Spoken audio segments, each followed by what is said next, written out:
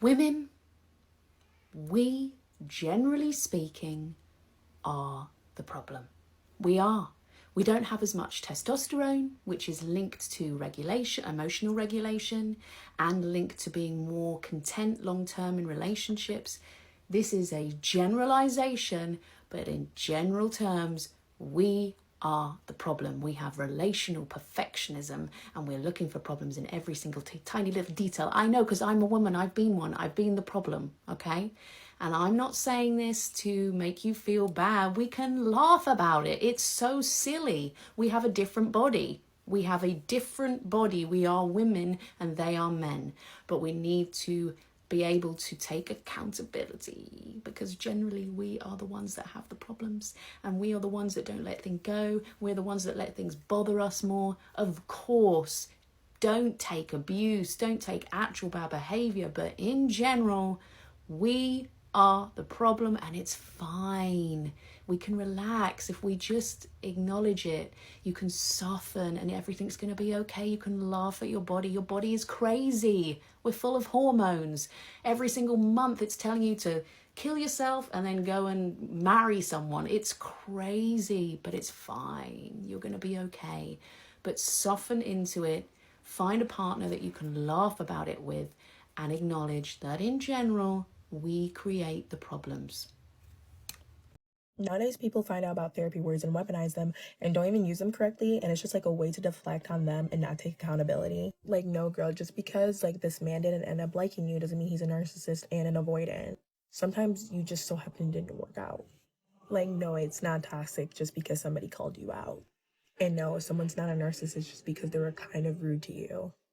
And a lot of times, the people who love to throw these words, the words have to do with themselves. The people who love calling everybody a narcissist, 9 times out of 10 are the narcissist. And unfortunately, I get messages from women saying things like, it's 2026, we don't care about men, we don't care what men want. We hear a lot about toxic masculinity, but what isn't spoken about as much is toxic feminism and the damage that that's done. And this is a prime example of that in action, where we see women living sadly in somewhat of an echo chamber where there's so much resentment towards men. And it's not women's fault, by the way, it's not men's fault, it's society and the way we've been conditioned and how we're now kind of pitted against each other.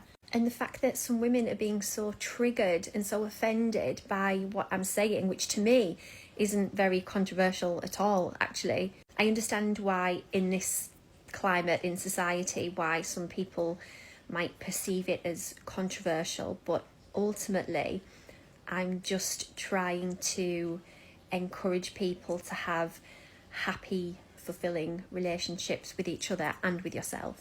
I think those people just need to pause and think about why they're being triggered by this. What narrative have women been fed to make them believe that greeting their partners nicely with a hug and a kiss when they're coming from work, for example, is oppression? There just seems to be so much anger towards men, and I get it. There are bad men out there. I know that. But there's a lot of really, really amazing, great men out there too. You don't have to live a life full of resentment and anger towards men and feeling the need to be hyper independent, unhealthily independent, in this constant struggle mode, this survival mode where your nervous system's completely out of whack. Appreciating the man in your life is not a weakness on your part. Let me clarify who I'm speaking to. I'm not speaking to women who are defending bad men. If your man cheats on you, hits you, disrespects you, can't keep a job, acts like a teenager, makes you feel unsafe or unstable, this is not for you. Leave and go build a better life. I'm talking to the girls that get bored, that get greedy, that lose patience the minute their honeymoon period is over and they convince themselves that their man isn't good enough, that he should be a millionaire, that he should have retired them at 25, that you could do better just because some influencer's boyfriend got her a G-Wagon. Be delusional about your goals, about your vision, about your future, but don't be delusional about your relationship. A lot of women are throwing away stable relationships just because they think that the grass is greener, but the grass is greener where you water it. Maybe he's building slower than you want. Maybe you met young. Maybe life threw obstacles at him.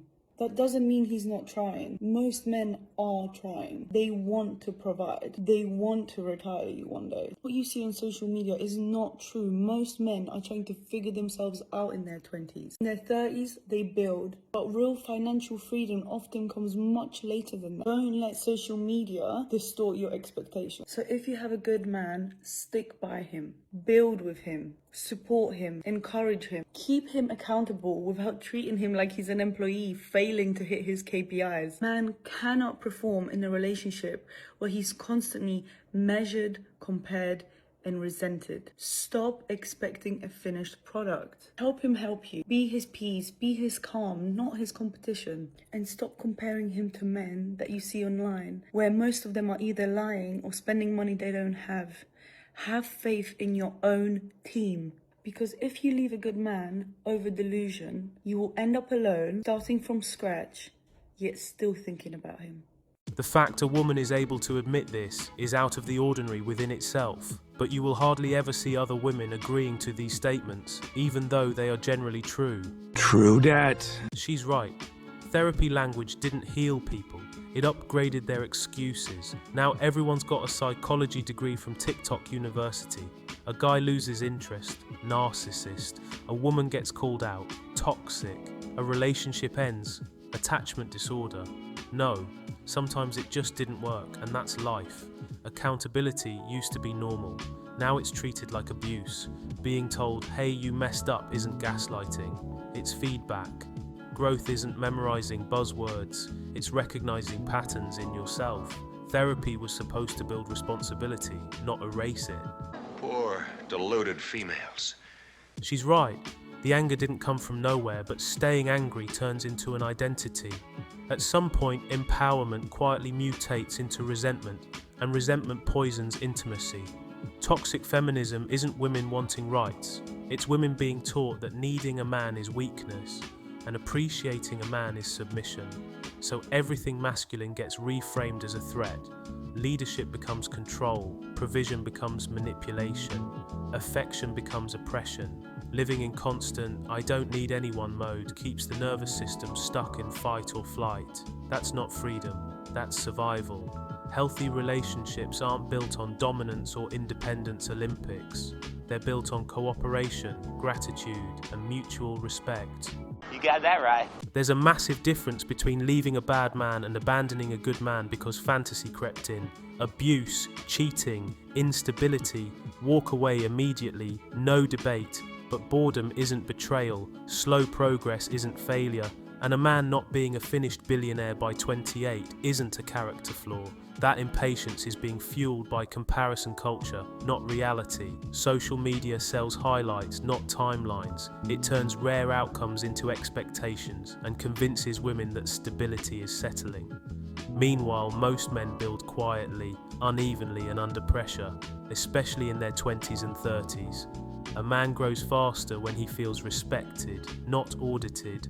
Measured, compared, and resented men don't thrive and they shut down. If a woman has a good man who's trying, she should water that grass, because walking away over delusion doesn't upgrade their lives, it just resets it. Facts. Real men of genius.